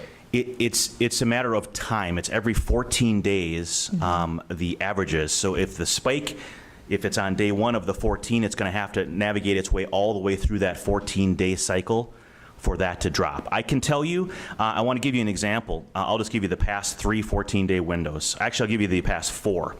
Back beginning mid-July, we were at 15.77, and then we spiked closer to the end of July with 23.28, and then we went to 20.38, and now we're at 14.59. So we're on the down trend of what you were talking about. Sure. That's including the prison number. Correct. That is. That 14.59 they're reporting, if you go on to the health department website, you can see it. It's from looking back at July 26th to August 8th. And so that's where he's talking about that time frame. We have to wait out. So there'll be a new number coming, but it could go either way. It could. And if you look even on that same document, if you look backwards, as early as recent as middle of June, we were down to 2.79. Yep. So I did look at that's why. That's yeah, it does ebb and flow through that whole piece. But like I said, because it's a 14-day average, it's not exact numbers, it's average. So it's the way that system is set up. I would agree, for those of you that disagree with the system, I understand that, but we have to have something to function as a baseline data point, which is why they went with this. And like you said, I think after 14 days, that spike will phase itself out, and we'll get some of that, unless another spike occurs. And we can't control that, and that's going to take, like's been mentioned before, all of us working to do the best we can to navigate that. So that's important that the parents understand that it's an average, because I think the understanding, or what we first assume, is that it's that number as of that Thursday, because you said you're going to get a biweekly on Thursday. Right. It shows So- a number of cases in the county residents over the 14 days per 10,000 people But does to that, date. you know, sometimes we all don't read the whole thing. Right. So we stop at the first line, and then we just think that it's the Thursday number that's going to dictate it, but it's an average. It is. It is. It's the 14 days. Yes, over the 14 days, correct. And like I said, it's published. People can It go is. to the health department and they can, I mean, I found this myself. You know, I think people can go out and find it. It's published on the health department so that they can stay educated as well and see what's happening. But it's also important for people to know that we're kind of at the mercy of an executive order here. So whether we want the kid, I mean, we're a school. We want all the kids to be in person. Absolutely. But we also have to look at this executive order and make decisions that are in the best interest of our students and our faculty. So with that said, it sounds like we're going in the right direction. I guess last time I think you asked a question, Mark, of what if we don't want to, right? Well, I guess we can appeal, or we can ask them to give us some kind of a waiver or use a different number. And I guess I would suggest, and maybe it's too early for this, maybe we should wait. And it looks like maybe this will take care of itself anyway soon. But if it doesn't, and the only thing that stands between us and opening up fully with in person every day is the prisons, then we should ask for some kind of an appeal to that so we can use a different number. I'm not saying we have to do that appeal like today, but I do think that we have to keep that in mind, that if that's the only thing standing between us and opening up fully for kids every day, then we should probably figure out a different course of how we can appeal. I know, and even in coming in today, that I wanted that done right away, right? But especially after listening to Doc's presentation, the hybrid AABB model, it would be a good way to practice that at the beginning of the year, get them used to that, so they can go either direction. So I mean, that helped out a lot, seeing that and talking through it, because I've had conversations with Tim already saying, no, we're bringing our kids into school, and the National Guard isn't going to be outside blocking the doors if we decide to do that. But we do need to have a plan, and we should practice it, just like we do at the station. We practice a plan so you can go either direction. So that's not a bad idea. And Go ahead. I'm sorry. I do want to mention, too, I believe Representative Novotny as well as Senator Kiffmeyer did bring forward a suggestion to remove that, and the governor's office at this time also said no, we need to include that. Of course, it's in consultation with MDE and MDH, just as exactly what I received from that. And I can understand the logic behind what they're saying in terms of the exposure and that whole piece.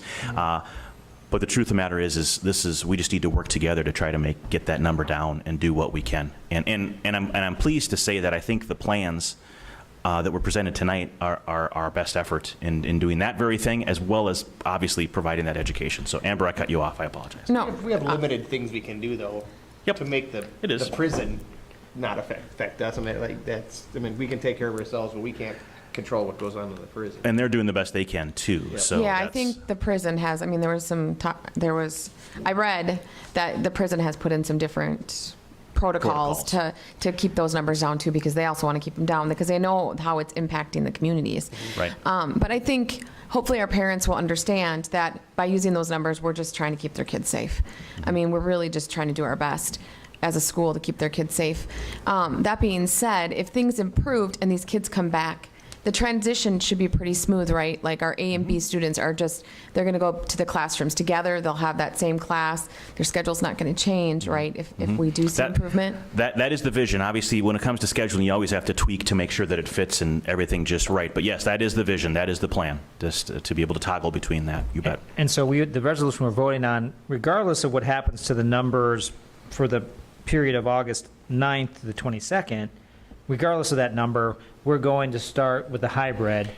But after that, let's say the 23rd to September, whatever, shows up as a, below 10, then we could transition after that to a in-person. Correct, and actually you'll note on the bottom, when I read that bottom portion, it does talk about how those decisions are made, that if, for example, a board meeting isn't taking place for a couple weeks out, it does offer authority to the superintendent in consultation with the board chair and communication to the board that we would be able to switch that model without having a formal board meeting. That goes both ways, least restrictive or more restrictive. So it's part of the resolution that's passed. This is a boilerplate resolution from MSBA, and so this is across the state. Minnesota schools are taking versions of this. So, ready for me to read it? I know it's kind of long, but I think it's really important for our community to hear. Is that okay? Yep. All right. Whereas Minnesota statutes sections 123B.09 vest the care, management, and control of independent districts in the school board, and whereas the superintendent of independent school district 727, hereinafter the superintendent, is responsible for the management of the schools, the administration of all school district policies, and is directly accountable to the school board, and whereas when responsibilities are not specifically prescribed nor school district policy applicable, the superintendent shall use personal and professional judgment subject to review of the school board pursuant to School Board Policy 302, Superintendent. Whereas on March 13th, 2020, Minnesota Governor Tim Walz issued Emergency Executive Order 2001, which declared a peacetime emergency in Minnesota in response to the COVID-19 pandemic. And whereas on July 30th, 2020, Minnesota Governor Tim Walz issued Emergency Executive Order 2082 and the Safe Learning Plan for 2020-2021, the Safe Learning Plan, which set forth 5 learning models: in-person learning for all, in-person learning for elementary students, and hybrid learning for secondary students, hybrid learning for all students, hybrid learning for elementary students, and distance learning for secondary students, and distance learning, and authorized all school districts in the state of Minnesota to select and implement an appropriate base learning model in accordance with and subject to the Safe Learning Plan. And whereas the Minnesota Department of Education has issued and may continue to issue written guidance for Minnesota schools on education issues related to COVID-19, and whereas the Minnesota Department of Health has issued and may continue to issue written guidance for Minnesota schools on public health issues related to COVID-19, and whereas the superintendent and the administration of the school district have conferred with the school board regarding the available learning models, the current MDE and MDH requirements for each and other relevant information. Whereas, based upon the collective consideration of these factors, the superintendent has recommended to the school board that grade K through 5 will report in person with additional health and safety measures implemented, which will meet the guidelines for in-person learning. Secondary students in hybrid learning will follow Group A reports on Monday, Tuesday, Wednesday distance learning for all, grades 6 through 12, and Group B reports on Thursday, Friday. Groups will be determined by transportation routes, student households, and student needs. This will be the base learning model to be implemented at the commencement of the 2020-2021 school year. Now, therefore, be it resolved by the School Board Independent School District 727 as follows. Section 1. The superintendent is hereby directed to implement the following base learning model to open the 2020-21 school year. Grades K through 5 will report in person with additional health and safety measures implemented, which will meet the guidelines for in-person learning. Secondary students in hybrid learning will follow the Group A reports on Monday, Tuesday, Wednesday distance learning for all students 6 through 12, and Group B reports on Thursday, Friday. Groups will be determined by transportation routes and student households and student needs. Section 2, the superintendent is hereby authorized, after consultation with the school board chair and notification to the school board, to select and implement a different learning model for the school district or any specific school buildings without school board action if the superintendent reasonably believes that prompt implementation of a different learning model is necessary and that constraints of time and public health considerations render it impractical to hold a school board meeting to approve the implementation.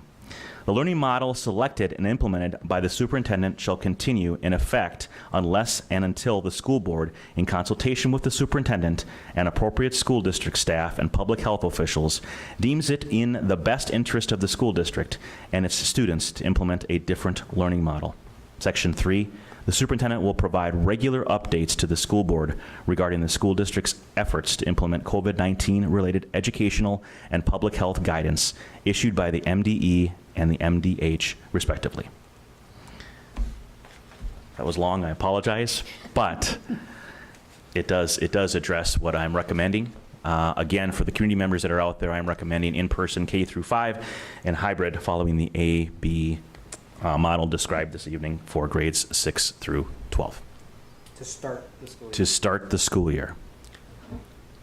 And just to be clear on that section 2 part where there's the modification of a different learning plan, the only modification comes from that single data source.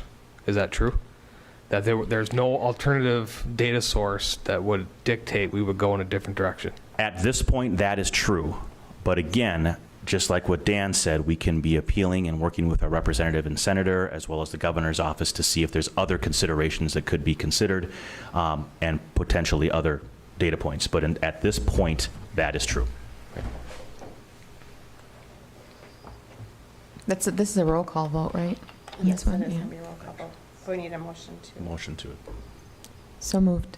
Okay, moved by Sixberry, Second? second by Scales. Any other discussion or comments? Okay, roll call vote, starting with Nygaard. Aye. Hedstrom. Aye. Brown. Aye. Sixberry. Aye. Scales. Aye. Reasoner, aye. Passes 6-0. Okay, thank you. On to approval of policy 808. Thank you, Madam Chair, members of the board. There are 2 policies. I do want to just point your direction to, we do have a provision that in our policies that allows us, and we actually conferred with MSBA, it typically when it comes to policies, they go through the normal three readings, but we do have a provision that allows us to consider policies emergency type policies that need to be implemented sooner than the 3 reading timeline.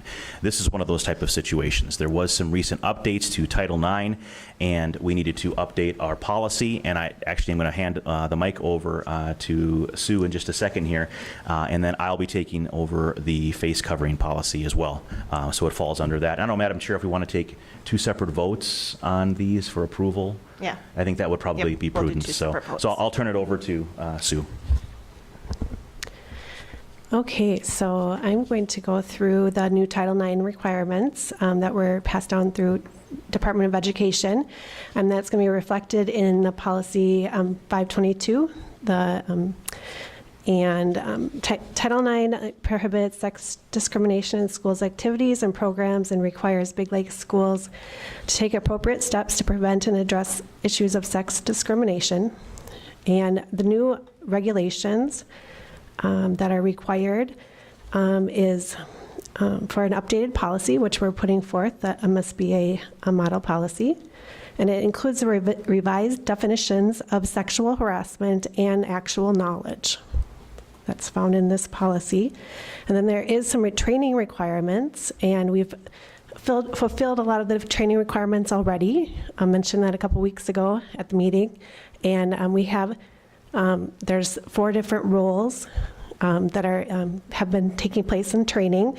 Tim, myself, all principals have already been trained, and they're involved in the process in several ways. Myself, I'm the Title IX coordinator, as HR manager, and then our assistant principals are investigators, head principals are decision makers, and Tim is involved in the appeals process. And so our policy has to include as well some detailed grievance procedures, which include how to file or report sexual harassment and how the school will respond. And then it also includes the Title IX coordinator's information on how to fulfill or to file a report.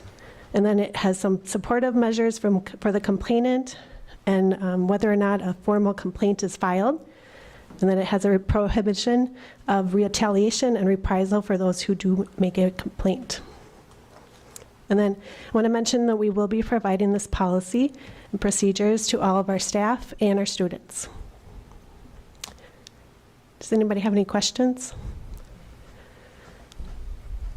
It is a very long policy, 11 pages. Just to be clear, is this some type of new mandate that this is the Yep. policy that we need you to adopt? It is. It was put forth by the Department of Education in May to be put in place in August here. Should we vote on this one before we go to the next one? Okay, I'll take a motion to So moved. move by Nygaard, Second. second by Scales. Any discussion or comments? All in favor? Aye. Aye. Opposed? Motion carries. Okay, on to the 808 COVID face mask covering. Yes, Madam Chair, members of the board, this too was new, and it basically mirrors Executive Order 2082. I should also mention that in the case of an emergency policy approval, in this type of situation is typically for a year. So this is something that the policy committee should take up and review within a year. That is correct, right? Yes. All right, thank you. This face covering policy is a new policy. It is policy 808. Again, it mirrors the Executive Order 2081, and it basically the information that we've been seeing in the news in regards to and in any updates from MDE and Governor's office. It includes that. The biggest difference that I'm seeing in this, and again, by the way, we brought these forward because these were MSBA recommended policies. So that is, we typically just bring them forward. But in this particular situation, it's one thing that it does expand a little bit further than what the executive order does. It does allow, basically addresses the enforcement and consequences for non-compliance. And let me just read to you a couple items in specific. Employees who fail or refuse to comply with the policy may be subject to discipline as appropriate, up to including termination of employment. And then it also has a section on students who fail or refuse to comply with this policy may be subject to discipline or removal from the school property. Students unwilling to participate in in-person or hybrid learning in compliance with this policy will be offered distance learning or our online program. So they do have options if they refuse to do these type of things. But it also embeds the concept of the petty misdemeanor from the executive order and so on and so forth. But essentially, like I said, this was an MSBA recommended policy that came forward, and I bring it before you this evening for approval. And when I read this, my understanding is and I think it's obvious, but I want to double check it. If the executive order goes away, then this policy is no longer valid, or do we have to make an adjustment through our committee? My suggestion would be that if the executive order would go away, then we would meet with the policy committee as well and go from there and adjust from there. Okay. Well, wait a second. So if the executive order goes away and everybody else can not have to wear masks, we would have to wait to go through the process? That would make sense to me because we're putting it in just as fast or the same way. We should remove it the same way. That would be the board's wishes. That makes sense to me, is if we're gonna put it in because it's an order, if the order goes away, like Amber said, then so should this policy. Right, and the policy committee would get together and remove it. But I mean, but let's say the order says, okay, we're gonna remove, just say like next week. Next week, there's no Would be masks, awesome. right? No, but anyway, so the next week would be no mask. As soon as the order is given, that our policy should reflect that. Yep, so Mark's kind of talking about like the parent-child relationship with respect to the policy. So the parent being that directive from the governor is what you're effectively referring to. Well, it should mirror that. The first line of it says the school district is to comply with the executive order. So this is directly related to the executive order. So my thought is if the executive order would go away, then does it need to really go back to the policy committee? Couldn't the superintendent simply make that decision? I mean, as a board, we could direct you to make that decision that if the executive order goes away, this policy is then null and void. So certainly. Keep in mind the policy committee is only 3 people. It'd be relatively easy to execute that way as well. I think it's somewhat semantics, to be completely honest. We could get rid of it easily either way. Correct, but it should be at the same time as the executive order. Yeah. And that should be, I think that'd be the recommendation, but you still would need board approval. Right. So then we'd have to have a board meeting, so. Not if we put it in our policy. That Right. If the executive order ceases, so will this policy. it would sunset or whatever it may be. You could also say if the policy changes, then this is null and void, because heck, who knows, it could be a more stringent policy, right? Right. More than just masks, whatever that would be. But, and so it really should be contingent on the policy. Well, that's what I'm saying. It would be really, I mean, if the executive order goes away and it takes us 2 weeks to be able to meet, now we have kids wearing face masks for 2 extra weeks in school, and I just don't see, if they're not having to wear it anywhere else, why is that effective anymore? Do you know what I'm saying? I do. And if it's the board's wishes, like you said, it's somewhat semantics. We could certainly. I've never removed a policy quickly like this. That's something new. But hey, we're trying new things all the time, right? But I have implemented the emergency policies and things like that. But there's nothing to say that we couldn't remove it as well. I understand if that's the wishes of the board. I certainly could be in communication, and if in fact that executive order were to disappear, I could direct administration to no longer follow that, and we take formal board action at the soonest possible date. Or It could we would. just write in an A to say, if the Executive Order 2081 and 2082 are no longer in effect, this policy is no longer in effect. Yeah. Yeah. Sue is writing as we speak. Can we do that? It's the school district's policy. You bet. I think that's, I like that. Yeah. That makes sense. Then I think it's one so. less meeting we have to go to. I mean, we're relying on you to make the decision about adjusting, Sure. you know, whether we go full in school or full out of school or any of that stuff. So why would this be any different, in my opinion? So I just think if you write that in, that's perfect. Well, So- and I would assume it would go the other way. Like Dan said, if things get more restrictive, then you would automatically just do that, and we would update the yeah, policy. we'd when have a we different could. executive order then. Yeah. Correct, because Right. we're all bound by Yep. the executive order, Right. because it essentially trumps that. So, Sue, I'm going to put you on the spot. Did you capture what was Yes, said? yep. Would you mind repeating it to the board just so they understand what they're potentially voting on? Yep. So if the executive order 2082 is no longer in effect, this policy will no longer be in effect. Pretty straightforward. Yeah. That's pretty straightforward. Yes. And I'd make a motion to approve that with the amendment. Okay. Motion by Hedstrom. I do have one more question, because it says, sorry, not to be picky, but it says Executive Order 2081, Executive Order 2082. Do we have to address both of those? Or is just the 2082 the one we have to address? I believe it's 2082 is the face cover. Okay, I'm not sure. I just wanted to double check. Okay. I'll second that motion. Second by Nygaard. Any other discussion or questions? I just want to ask, I'm sorry. That's okay. Excuse me. I just want to make sure that, I know that Angie said we have plenty of money, but I can just see my. We need to clarify that. She did not. Never heard those words ever. Wow, thanks, Mark. Can't we really? On the days, aren't you? Yes, I am. I will obviously send 5 masks with my kid this, but Right. will we have a box in every room? Thank you. Yeah. I will send him. I can't say that he'll go back in there and get another one, but We'll have masks available for every teacher in case they need additional masks. thank you.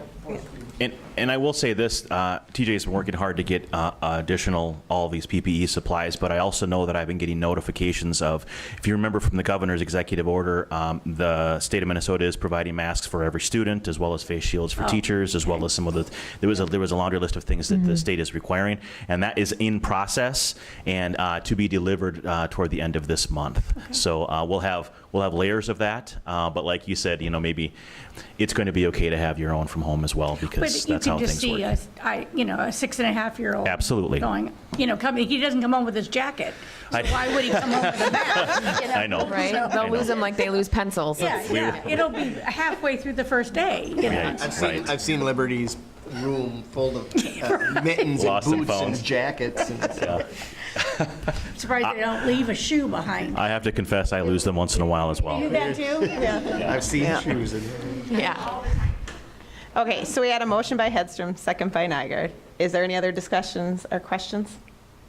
Okay, all in favor? Aye. Aye. Opposed? Motion carries. Okay, I will take a motion for adjournment if there's nothing else. So moved. Moved by Scales. Second. Oh, sorry. Well, the second by Hedstrom. All in favor? Aye. Aye. Opposed? Motion carries. We are adjourned.